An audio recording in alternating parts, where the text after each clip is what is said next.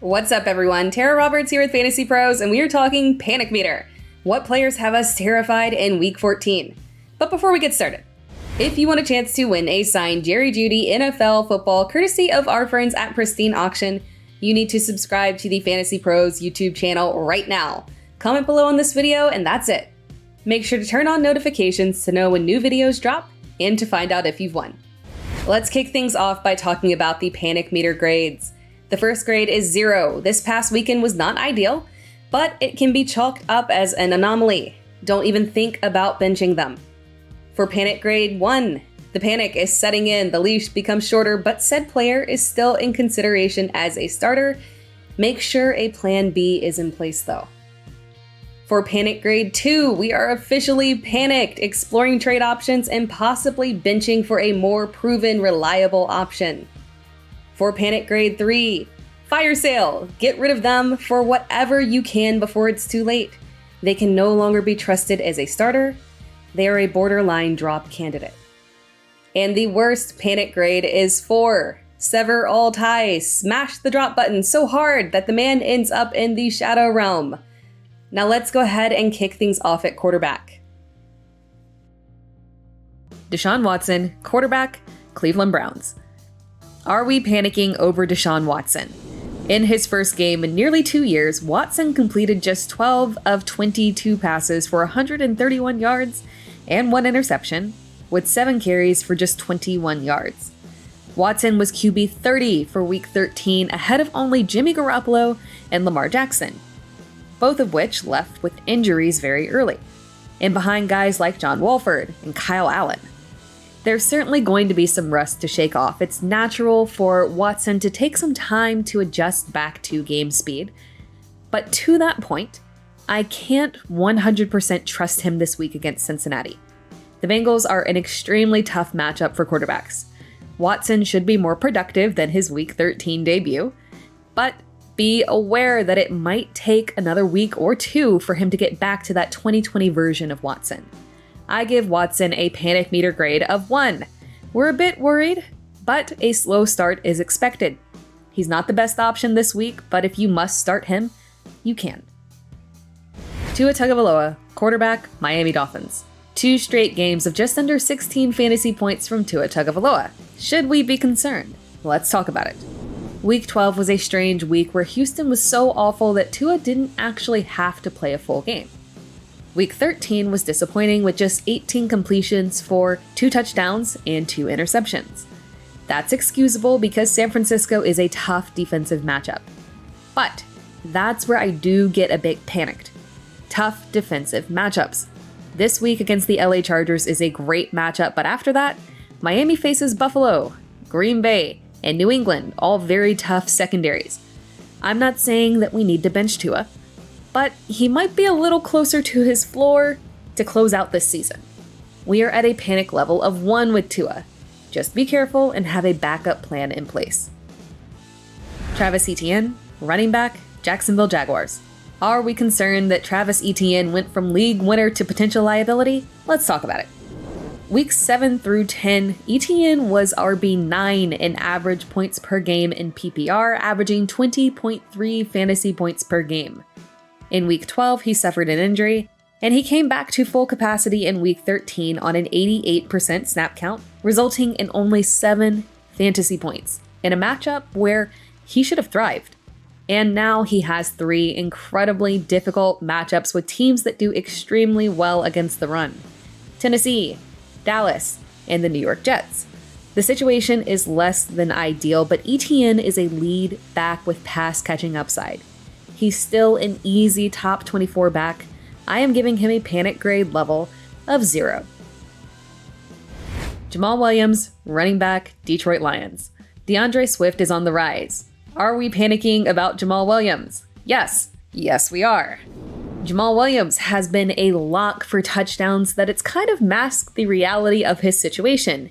He is a very touchdown-dependent guy. But he is almost guaranteed to get a touchdown, so it's been a wash. But since Swift returned to action, Williams has been limited through the air. And when I say limited, I mean 0 targets since Week 9. He's not a high volume player, so when you don't get those big multi-touchdown games, you're looking at more of a 10 fantasy point flex option, rather than a reliable start at running back. And if Swift is truly back, Williams has limited upside. I am giving Williams a panic grade level of 2. Williams is still a potential flex option, but you should bench him for higher upside players this week. Gus Edwards, running back, Baltimore Ravens. Are we panicking about Gus Edwards? Oh yes, and here's why. Lack of receiving work makes Gus Edwards a constant liability. He has 2 targets on the season with 0 receptions. He is a touchdown or bust player because he cannot give you enough yardage on the ground to even remotely make him competitive if he can't find the end zone.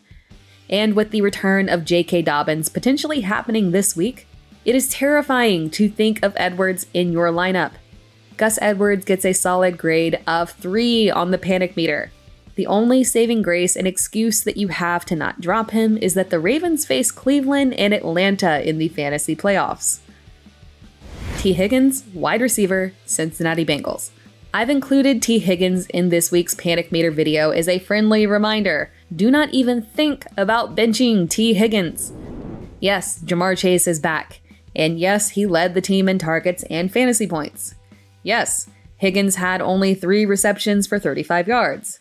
And yes, the upcoming schedule isn't very wide receiver friendly, but this is T. Higgins. T. Higgins, who is wide receiver 14 in PPR despite having 2 games where he left at the beginning of those games with injuries. T. Higgins is a panic meter grade of 0. Do not overreact to the return of Jamar Chase. Don't overthink it. Higgins is still a top 20 wide receiver and a must start in all formats.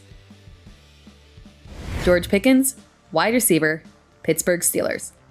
Should we be worried about George Pickens?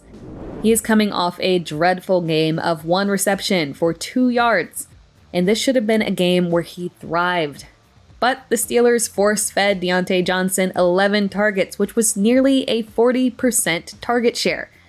But despite how low the target share is for Pickens, he actually has a pretty decent ceiling.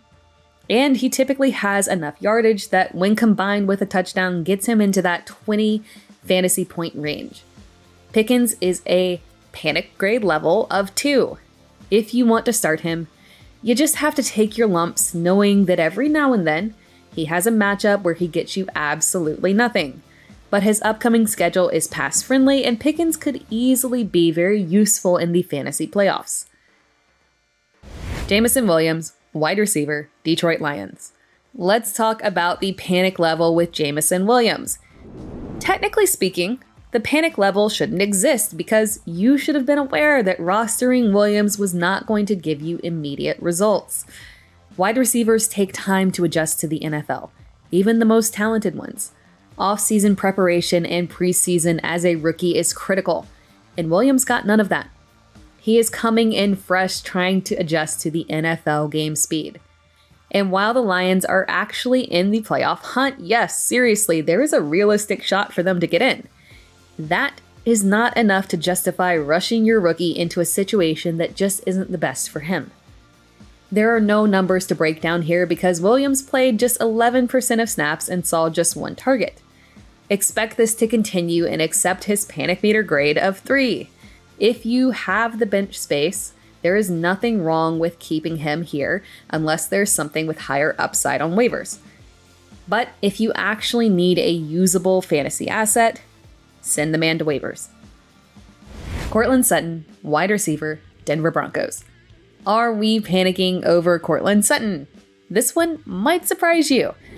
Sutton averaged just 13 fantasy points per game in PPR, weeks 10 through 12 with Jerry Jeudy out. That's enough to make you a wide receiver 3.